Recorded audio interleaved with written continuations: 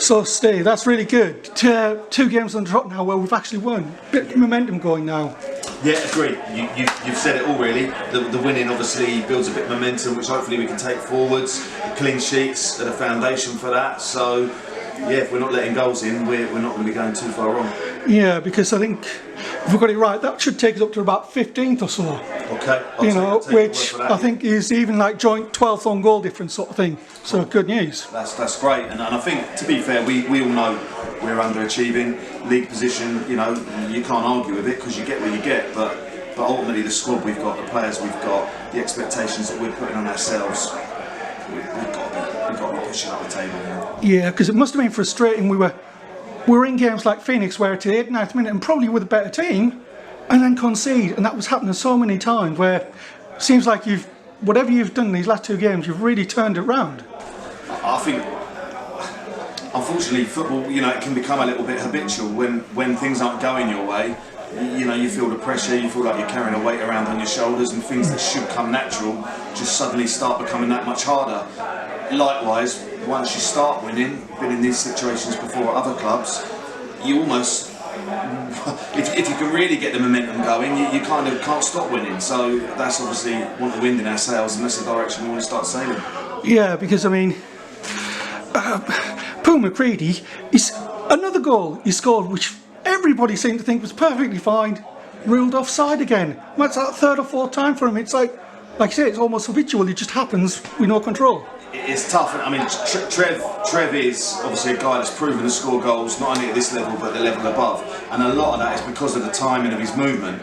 And again, hard. I don't want to go in on the officials or anything, and I haven't seen this one back, so we have to keep an open mind. But from some of the previous ones, it does seem that the linesmen are just a little bit too quick to put the flag up, whereas historically they used to give favour to the attackers. Now I'm not going to go down that rabbit hole, but Trev's movement will always score goals. He plays on the shoulder, he plays on the edge, and unfortunately for him, he's not quite getting the rub of the green with the guys on the flags. Yeah, but I think it's any other night he could have had 3 or 4, like you say.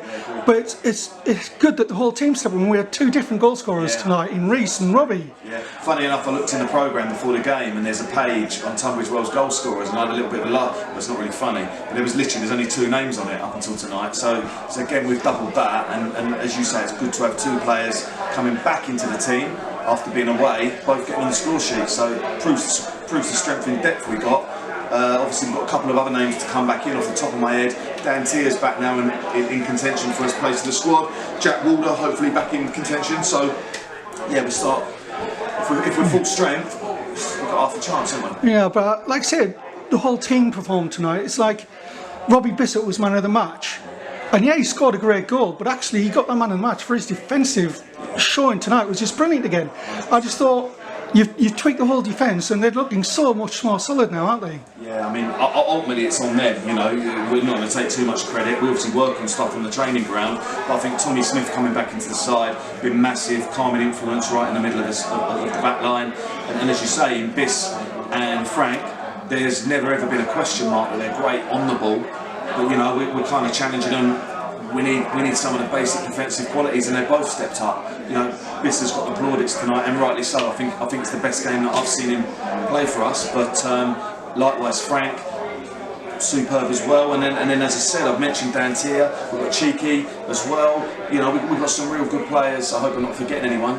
Harry's gone to university, and lucky for us, we've got the strength in depth. We've almost been able to absorb that. Yeah, because it's like you said, Frank came in, and it was just like the 3 of them have played forever together, didn't they? They look really solid, all of them. They're good players, aren't they? They're good, experienced players, and I think obviously we've had a change in the goalkeeper behind them. I think what Jay does bring is his communication skills are quite strong, and I think if you've got someone who's not just taking care of their own performance, but they're organising and they're managing people in front of them, that helps. And we're trying to challenge the boys to organise the unit in front of them.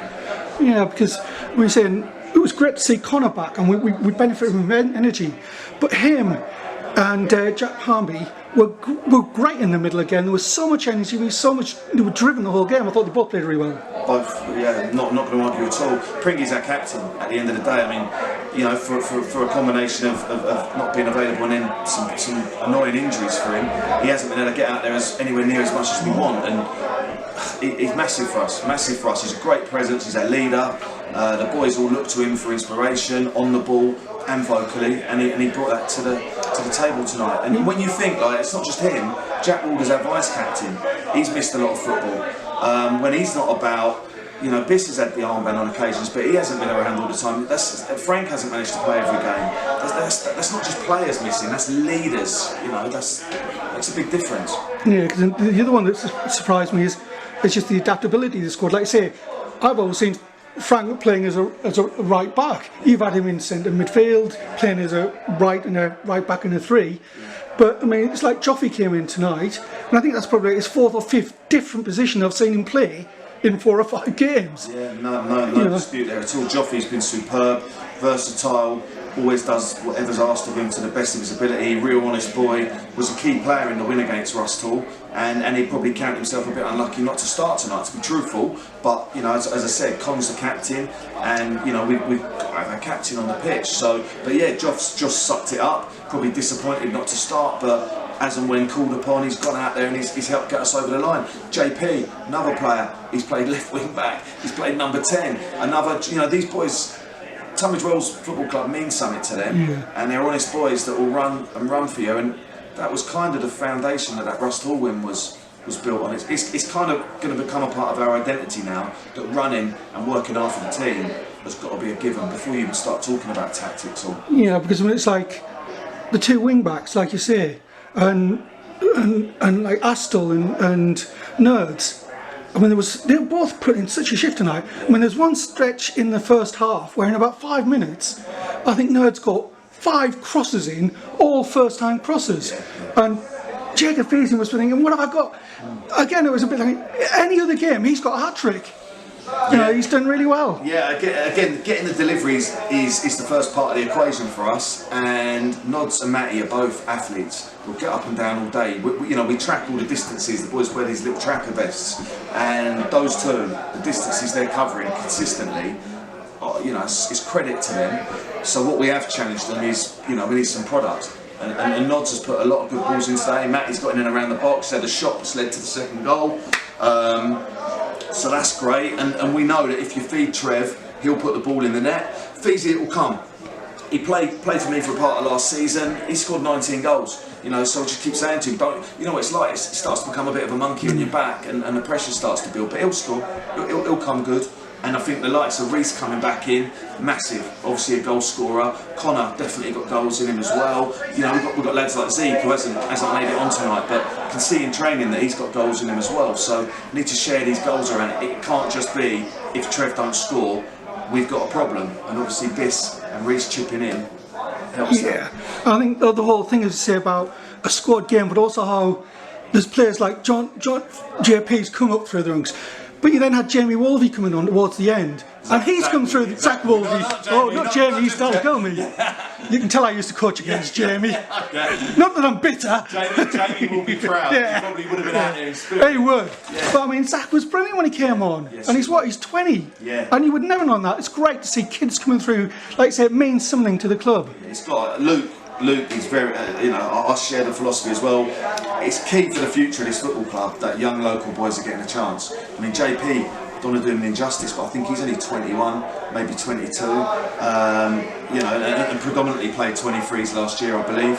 So for him and Zach to both being around, you know, we've got 4 or 5 of the 23s, aren't they? 21s. 23s. Yeah. We've got 4 or 5 of them joining us in training, and that's part of the long-term plan is to. Yeah, and the likes of, like say, of Reese coming back. I mean, he came all the way through the club from being 4-year-old. Yeah, well, believe it or not, Feezy played for the under-10s, so I understand. Yeah. So you know, there's another little link. At the end of the day, people have got to be good enough, and it doesn't matter whether you're from Eastbourne or Tunbridge Wells. If you're going to put the shirt on and it's going to mean something, but obviously for for the future of the club, if you can have a supply coming from the local area and through the pathway of the youth system, then all the kids hopefully start coming to watch, the parents start coming to watch, local businesses and such hopefully start to buy into that, and you get a little bit of buzz going. Yeah, because I mean, the morale after tonight, you can see them out there, they're still chatting away ages afterwards. Yeah. But your morale must be much better now. Going into that Holland Blair game at the weekend, you've got to be feeling much more positive. Look, winning breeds confidence, doesn't it? You know, what you can't do is you can't let winning hide the fact that there's still plenty of room for improvement. You know, you can't lull yourself into a false sense of security. So we know we've got a lot of work to do still. We know it's 3 points, it's good 3 points, but it's done now, it's on to the next one. You can't rest on your laurels, but yeah, it's, you know, losing as its problems, doesn't it? You know, it puts us all under pressure. People can start, you know, you start to see what people are really like. And the good thing about this group is no one's gone hiding, no one's gone disappearing, everyone's sort of toughed it out together, and now they've sort of earned the right to enjoy their beer. Yeah, I think that's right. I mean, just roll on Saturday now, I don't think anybody can wait. Yeah, well, we're doing it. The fact it's at home is great for us because it's 2 clean sheets back to back at home, 6 points back to back at home. You know, we want this place to become a little bit of a fortress. We're sort of there was a point in the second half and really heard the fans light up today and get the chants going, and that's something we'd like to kind of, you know, put a bit of a rally out to the crowd to sort of really make this place a bit of a cauldron for opposition. I've come here in the past with Crowborough, I know it's a dirty word here, but you know, and I've heard what it can be like, and we want to bring some good times back to you guys so that, you know, you can really bring your singing voices out. Well, brilliant. Let's see you on Saturday. Yeah, all the best. Cheers. Cheers.